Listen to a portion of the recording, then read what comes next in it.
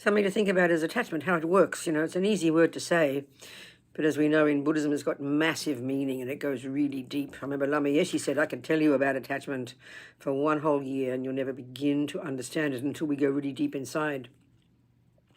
So an obvious way we talk about it is like, so, oh, I'm attached to chocolate cake, oh, I'm attached to video games, you know, which is kind of fairly evident. But what's behind that, and this is what we've got to see every minute, is it's dissatisfaction.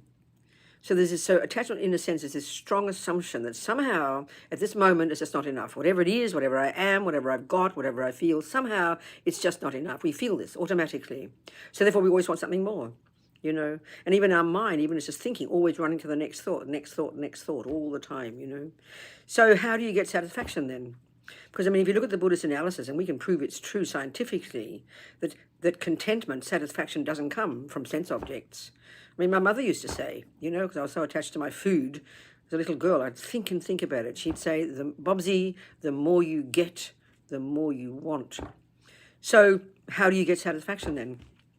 Well, it sounds almost embarrassingly simple. It's absurd. As Lama Yeshe says, we have to learn to be content. So what do? That's not the senses. That's your mental consciousness. That's your thoughts. So we have to practice thinking, I'm okay. It's enough. There's the plate of food, for example. You know, the hand wants to go to the fourth piece.